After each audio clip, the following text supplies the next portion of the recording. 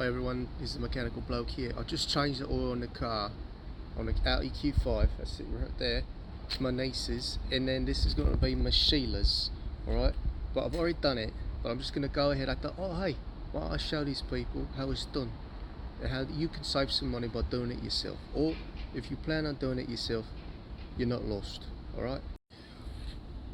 Alright, so this cover here, this is not a stock engine. It's got the same cover on it. It's a little bit different. As you can tell, there's an oil filter right there.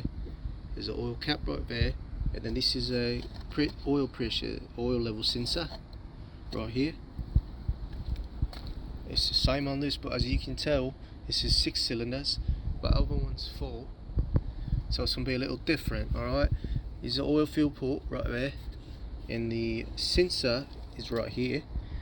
Then right here underneath this is going to be the oil filter, and that's what you're going to change out. And it's a little different, looks a little different. Alright, it's not encased in this housing like this one right here. So these are the fundamental differences between this is a 4 cylinder and that is a 6 cylinder. Alright.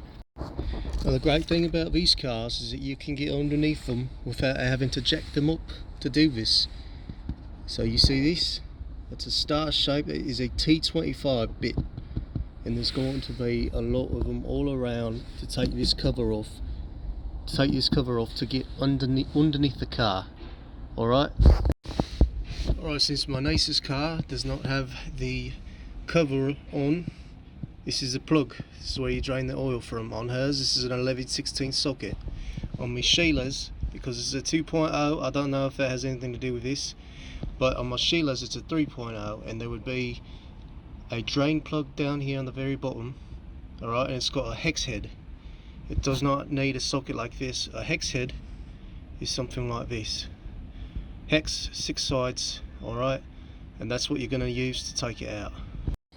Quick side note, to help drain the oil a little bit faster, you're going to want to leave the cap off with your fill port. It helps circulate some of that oil out a little bit faster. Alright, so once you've got that out of the way, alright, you're going to want to take this off of the 3.0. Alright, you can either use this socket right here, whatever size that is, alright, or you can probably loosen it with this. Alright, this is a oil filter remover tool. This is an oil filter remover tool as well, but it doesn't work on that case. It would probably more than likely work on this filter right here. So these grooves, that's where these teeth go in to be able to take that filter off. I mean, it can go all the way around on the smoother parts as well, but you're going to have to crush the filter. Alright, once you've changed out the filter, you're going to put the cap back on here on the 3.0. Alright, and you're going to stop filling it up right here. And on the 2.0, you're going to put the filter back on right here, tighten it down just over hand tight. It doesn't need to be crazy. And then the fill port is right here. Now on the Audi Q5, let me go back here. As I said, you have these sensors, right? It's just a sensor. It does give you oil level, but only after the engine's nice and hot. You can order one of these. This is a dipstick to help regulate how much oil you're putting in to the car as you reservice it. Now you might ask, what's the point of having a sensor and then ordering a dipstick? Well, you don't want to overfill your engine, alright, because then you're going to have to get back down and drain it back out. Alright, you do want to overfill it a little bit in the very beginning, so that way the oil goes in, you have oil in your filter as well, because the oil is going to be circulating, and when you refill it, that's why you want to overfill it just a little bit, so that way it can circulate throughout the engine system. Okay. Another side note might be, you said, hey, why don't you just leave the dipstick? Well, they've had problems in the past with these, where you put the dipstick in and the engine would chew it up. That's why they have these sensors here. So just make sure if you are going to use a dipstick to check your oil, then you take the dipstick back out, especially on these cars, or else the engine will chew it up and you're going to have pieces of dipstick all in your system, and you don't want that. Now, in an Audi Q5, and probably a lot of Audis now, you have this to help you check your oil level, servicing and checks. You're going to want to go to car, and you're going to want to, let me go back, it's going to bring you to this screen and see vehicle settings, driver assist, AC, and servicing and checks. That's where you want to go. You check the oil level. Alright, that's what it's showing right now on a car, my Sheila's car. So this is how you would check it through the sensor. Alright, the engine's got to be warm and the engine is not warm, so this might not be an accurate reading, but I still might top it off just in case. Be mindful now that the oil level won't be accurate when you initially service it.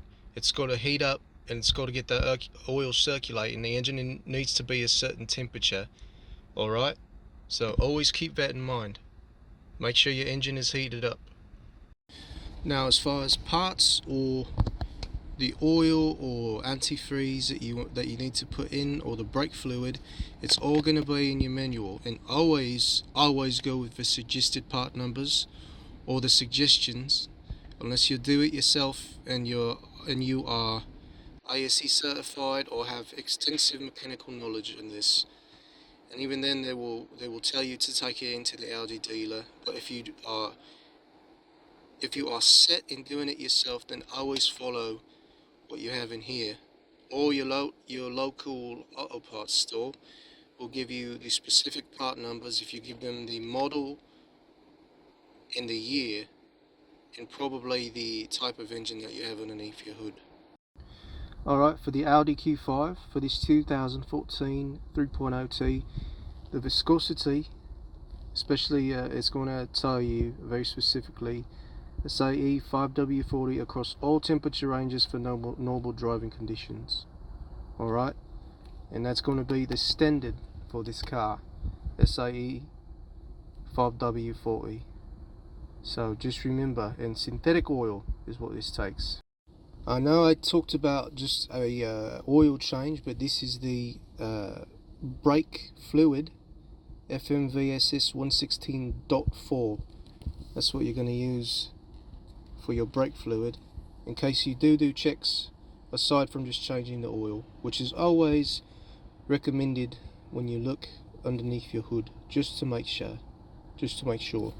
And just for FYI's sake, this is for the coolant that you would be using. Glycol based coolant additive G13 antifreeze with anti-corrosion additives. 50% for USA models, 60% for Canadian models. Alright, so just a little FYI, always refer to your manual if you are not sure. Alright, another side note, this is not an advertisement, alright, but I use Parts Geek if I can't figure something out. Alright, so go to Parts Geek and they will help you find. You just need the model and the year, I believe, and they will give you the information, or they will actually set you up with the part that you need and the price, probably the best price that you could get, but you know that you're getting the right parts for it, and that's the best part about that. So the brake pads that I got for my Sheila's car for this Audi Q5 3.0, we're doing a separate tutorial, but I just want to let you know that you have several sources through Google and everything else like Parts Geek to be able to do a lot of this stuff yourself, instead of spending an arm and a leg on parts and labor.